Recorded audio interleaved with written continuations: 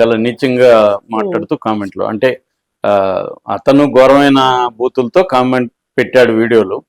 దానికి స్పందించే వాళ్ళు కూడా అంతకంటే ఎక్కువ బూతులు, అది కూడా వాళ్ళ మదర్ ని అనడం అంటే వీళ్ళ కోపాన్ని అర్థం చేసుకోవచ్చు, కానీ తేడా లేకుండా పోతుంది కదా. ఇప్పుడు మనం ఒక అతన్ని దేనికైతే తిడుతున్నామో అదే పని మనం చేస్తే ఇంకా మనకి అతనికి ఏం తేడా ఉంటుంది.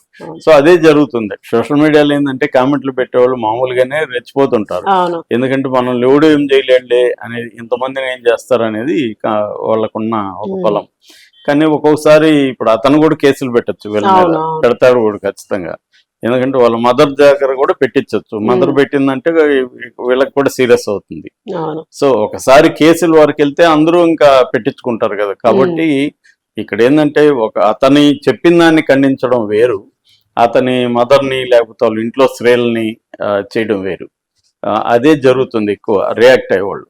అందుకనే ఇప్పుడు ఉత్తరాంధ్ర వాళ్ళు కూడా కొంత రంగంలో ఎదిగి అతనికి మద్దతుగా మాట్లాడుతున్నారు, అంటే అతను చెప్పిన భాషను ఖండిస్తున్నారు.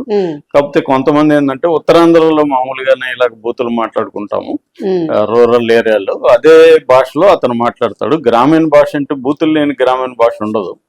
సో అదే అతను మాట్లాడతాడు అనేది కూడా సపోర్ట్ చేస్తున్నాడు. కానీ అది గ్రామాల్లో మాట్లాడడం వేరు, ఒక సోషల్ ప్లాట్ఫామ్ లో కోట్లాది మంది చూస్తున్నప్పుడు బూతులు మాట్లాడడం వేరు. బూతులు మాట్లాడకుండా విషయం చెప్పచ్చు, బూతులు మాట్లాడి విషయం చెప్పాల్సిన అవసరం లేదు. ఇప్పుడు శివాజీకి కూడా అదే కదా ప్రాబ్లం. శివాజీ కూడా 2 పదాలు వాడకపోయింటే అంత వ్యతిరేకత బిగినింగ్ లో వచ్చిండేది కాదు. సో అందువల్ల ఇక్కడ మనం ఏంటంటే ఈ ఇష్యూ నుంచి ఏం నేర్చుకోవాలంటే, ఏదన్నా చెప్పేటప్పుడు కన్స్ట్రక్టివ్ గా చెప్పాలి, వ్యతిరేకించడం కూడా కన్స్ట్రక్టివ్ గా వ్యతిరేకించాలి. నీ ఆర్గ్యుమెంట్స్ ఏంటో లాజికల్ గా చెప్పాలి, నీ ఆర్గ్యుమెంట్స్ సపోర్ట్ గా డేటా కూడా ప్రొవైడ్ చేయాలి. అదే ఆర్గ్యుమెంట్ మెథడ్ ఎప్పుడైనా. అంతకాకుండా ఎమోషనల్ గా మాట్లాడడం వేస్ట్. రెండవది ఇంకా బూతులు మాట్లాడడం వల్ల ఏమవుతుందంటే అసలు విషయం నువ్వు చెప్పదలుచుకుంది పక్కన పోతుంది. ఇప్పుడు నిజానికి ఆ అబ్బాయి చెప్పిన దాంట్లో వ్యాలిడ్ పాయింట్స్ ఉన్నాయి, కానీ అవి పక్కనకి వెళ్ళిపోయి అతను బూతులే హైలైట్ అవ్వడం. ముఖ్యంగా గరికపాటిని, అలా గరికపాటి చెప్పిన దాన్ని వ్యతిరేకించవచ్చు, ఎవరినైనా వ్యతిరేకించే హక్కు ఉంటది.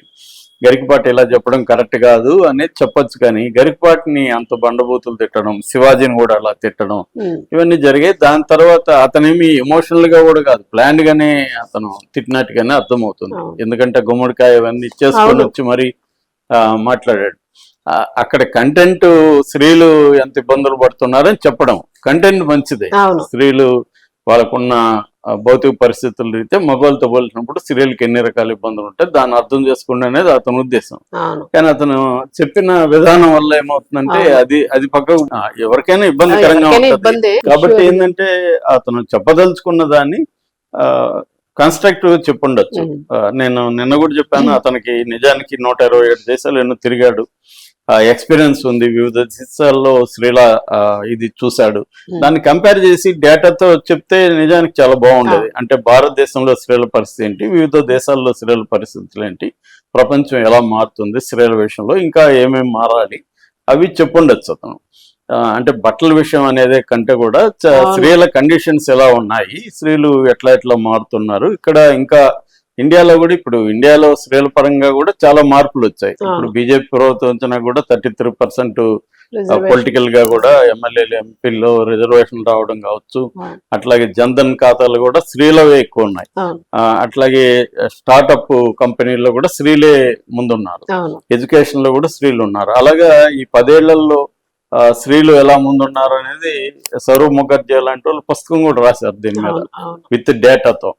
సో అది చెయ్యాలి, కానీ ఈ పనికిమాల డిస్కషన్ పెట్టి అతను చాలా మందికి ఇదయ్యాడు. ఇప్పుడు ఖచ్చితంగా సజ్జనారు, ఒకప్పుడు పొగిడిన సజ్జనారు కూడా ఏంటంటే కాంటెక్స్ట్ ని బట్టే కదా ఆయన రియాక్ట్ అవుతాడు, ప్రతిదాన్ని సపోర్ట్ చేయలేడు కదా ఆయన కూడా. కాబట్టి ఆయన మీద కూడా ప్రెజర్ ఉంటది. మీరు పొగిడారు కదా, ఇప్పుడు మరి మీరు పొగిడిన వ్యక్తి ఎలా మాట్లాడుతుంటే మీరు ఎందుకు ప్రెజర్ వస్తుంది కదా, అది కూడా అడుగుతున్నారు. మీరు దానికి ఇంటర్వ్యూన్ అవుతారు కదా, దీంట్లో వాడు ఎలా మాట్లాడుతుంటే హిందూ మతం మీద, సీతా ద్రౌపదుల మీద ఇలాగ మాట్లాడుతుంటే, పైగా హిందువులే రేప్ చేస్తారు అన్నట్టుగా అతను వ్యాఖ్యానం చేస్తుంటే మీరు ఎందుకు సైలెంట్ గా ఉన్నారనేది ఆయనకు కూడా వస్తుంది. కాబట్టి ఆయన కూడా రంగంలో దిగాల్సిన పరిస్థితి అయితే ఏర్పడింది.